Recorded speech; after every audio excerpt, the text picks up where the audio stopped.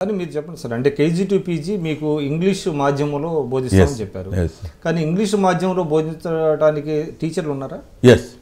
ఇప్పుడు ఉన్నటువంటి ఒక ప్రాథమిక తరగతులలో మీరు అన్నట్టుగా ఏ టీచర్లు అయితే స్వచ్ఛందంగా ఎప్పుడైతే ప్రైవేటు పోటీతత్వం పెరిగిందో ప్రైవేటు పాఠశాలలు వచ్చే వరకు మా ప్రభుత్వ పాఠశాలలు నిర్వీర్యమవుతున్నట్టుగా గత 10 సంవత్సరాలను చూస్తూ వచ్చినాం. వాళ్ళు ఇప్పుడు టీచర్లలో కూడా ఒక పరివర్తన వచ్చింది. మన పాఠశాలను మనం కాపాడుకోవాలనేటువంటి ఒక ఉద్దేశంతో వారే స్వయంగా ఆంగ్ల మాధ్యమంలో బోధన చేస్తున్నట్టుగా పిల్లల్ని ఎన్రోల్మెంట్ చేసి గత 2 సంవత్సరాల్లో మేము చూస్తే 2-3 లక్షల పిల్లల యొక్క ఎన్రోల్మెంట్ పెరిగింది.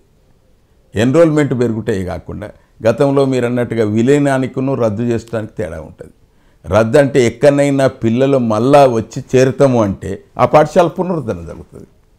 ఆ విలీనమైనంత మాత్రాన ఆ పాఠశాల రద్దు కాలే. ఆ పాఠశాల భవనం అట్నే ఉంటుంది, ఆ పాఠశాలలో ఉండేటువంటి వనరులు అట్లే ఉంటాయి. కాబట్టి ఎప్పుడైనా పిల్లలు ఎక్కువగా ఎన్రోల్మెంట్ అయితే ఆ పిల్లలు మళ్ళీ ఆ పాఠశాల పునరుద్ధరణ జరిగేటువంటి అవకాశం ఉంటుంది. కాబట్టి కేజీ టు పీజీ 5వ తరగతి నుంచి 12th వరకు ప్రభుత్వమే పూర్తిగా బాధ్యత వహిస్తుంది. ఇవాళ హాస్టళ్ళన్నింటినీ కూడా క్రమబద్ధీకరణ చేస్తున్నాం. ఇంటిగ్రేటెడ్ హాస్టల్స్గా ఏర్పాటు చేసి ఉన్నత పాఠశాలతో అనుసంధానం చేస్తున్నాం. కొన్ని గురుకులాలు ఏర్పాటు చేస్తున్నాం. ఉన్న పాఠశాలను వసతి గృహాలతోటి అనుసంధానం చేస్తున్నాం. కాబట్టి ఇవి కేజీ టు పీజీలో అంతర్భాగంగానే ఉండేటువంటి అవకాశం. మీరు చెప్తున్నారు సార్, అంటే అనేక కార్యక్రమాలు తీసుకున్నామని చెప్తున్నారు. కానీ ఎందుకు ఈ తెలంగాణ సమాజంలో అన్రెస్ట్ ఎందుకు పెరుగుతున్నది? సమాజంలో అన్రెస్ట్ అయితే లేదు. కార్యకర్తలలో మీరు అన్నట్టుగా ఇప్పుడు ప్రతిపక్షాలలో ఉంది. వాళ్ళకి ఎందుకంటే అసహనం ఉంటుంది. ఇన్ని కార్యక్రమాలు, అభివృద్ధి కార్యక్రమాలు జరుగుతాం వల్ల 1 కోటి ఎకరాలు మాగానే అయిన తర్వాత మా ఉనికి ఉంటుంది. భూమి గదులుతూ ఉంటుంది వారికి. ఎందుకంటే మాకు భవిష్యత్తు ఉండదు అనేటు చీకటిమయమైనటువంటి ఒక పరిస్థితి ఉన్నది అనేటువంటి ఆందోళనతోటి డెస్పరేట్ మూడ్లో ఇంకా ఎక్కువగా ఆరోపణలు ఏదో ఇష్టం వచ్చినట్టుగా ఆరోపణ చేసేటువంటి అవకాశం వస్తుంది. అందుకొరకే ముఖ్యమంత్రి గారు స్పష్టంగా కాంగ్రెస్ యొక్క మొదటి నుంచి ఉండేటువంటి ఒక దుర్నీతి ఏమిటి అనేటువంటి చెప్తూ వచ్చాడు.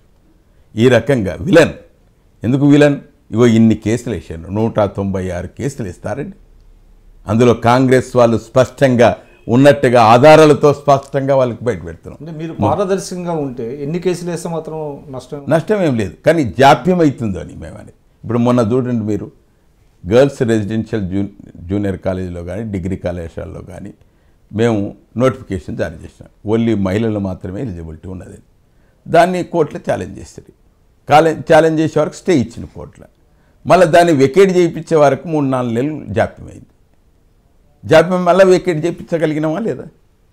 కాబట్టి ఈ రకంగా కోర్టులో కేసులు, కోర్టులో అంటే వాళ్ళు ఇష్టం పరిహారం ఎక్కువ కావాలనేటువంటి దృక్పథంతో ప్రజలలో కొందరు చైతన్యం ఉన్న వాళ్ళు వేయచ్చు, కాదంటలేము. ఇవాళ చూడండి 16,000 భూసేకరణ అవసరమైతే 15,000 ఎకరాలు స్వచ్ఛందంగా రైతులు వచ్చి భూసేకరణ చేసినటువంటి పరిస్థితి వచ్చింది మల్లన్న సాగర్ దగ్గర.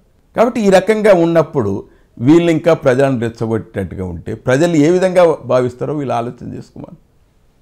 కాబట్టి ఎక్కడ కూడా ప్రజలలో అసహనం లేదు. ప్రజలలో కేసీఆర్ కష్టపడుతుండు, కేసీఆర్ రైతుల కొరకు ఇంత ఇబ్బంది పడుతుండు అనే అసహనంతో మాట్లాడాల్సిన అవసరం ఉందంటారా కేసీఆర్? ఎస్. ఎందుకొరకు మాట్లాడవలసి వస్తుందంటే ఈ 3 సంవత్సరాల్లో వాళ్ళు చేస్తున్నటువంటి కార్యం ఏదో జరుగుతుందిలే పోతుందిలే ఇట్లనే అయితే అంటది అనేటువంటిది. మొన్న మీరు చూసినారు మల్లన్న సాగర్ బాధితులు ఎవరైతున్నారో వాళ్ళని పిలిపించి వారి ఫామ్ హౌస్కి పిలిపించి మీకు ఉండేటువంటిది ఏమి ఇబ్బంది, మీ పరిహారం ఎంత కావాలి అనేటువంటి స్పష్టంగా అడుగుతా అంటే కూడా మొండిగా వివరిస్తా అంటే ఏమంటారు చెప్పండి? అంటే ఎవరో ఒకరు వీళ్ళను ప్రేరేపిస్తున్నట్టుగా కనబడుతున్నారు, కొట్టొచ్చినట్టుగా కనబడుతుంది. అంటే వాళ్ళ వెనక కాంగ్రెస్ వాళ్ళు ఉన్నారు ఉన్నట్టే కదా. ఇప్పుడు కాంగ్రెస్ వాళ్ళ యొక్క జాబితాను కూడా నిన్న మా హరీష్ రావు గారు ప్రకటించాడు. ఇగో వీరంతా కూడా కాంగ్రెస్ వాళ్ళు, ఇగో కేసులు వేసిన వాళ్ళు వీళ్ళు, గ్రీన్ ట్రిబ్యునల్ పోయిన వాళ్ళు వీళ్ళు అనేటువంటిది కూడా స్పష్టంగా ఇది ఇటువంటి చర్యలు గతంలో ప్రతి ప్రభుత్వానికి ఉండేటువంటిది కదండి. ఇంకెక్కువ కొత్తగా టీఆర్ఎస్ ప్రభుత్వం ఒకటే ఎదుర్కొంటుందంట. ఎస్. ఎందుకొరకంటే తెలంగాణ వచ్చిన తర్వాత గతంలో ఉమ్మడి ఆంధ్రప్రదేశ్లో ఎట్లుండేనో ఏమో తెలియదు, కానీ తెలంగాణ వచ్చిన తర్వాత తెలంగాణ కన్సర్న్ అన్ని పార్టీలకు ఉన్నట్టే కదా. ఇలా కమ్యూనిస్టులకు ఉన్నది, కాంగ్రెస్కు ఉన్నది, తెలుగుదేశానికి ఉన్నది, టీఆర్ఎస్కు ఉన్నది. అందరం కలిసికట్టుగా బంగారు తెలంగాణ చేద్దామని అనుకున్నప్పుడు ఈ అడ్డుపుల్లలు ఎందుకు వేసుడు అని. అందుకొరకే కేసీఆర్ గారు ప్రజల భాషలో ప్రజలకు అర్థమయ్యేటట్టుగా ఇక వాళ్ళ కుయుక్తులు ఈ విధంగా ఉన్నాయి. Please subscribe to I dream.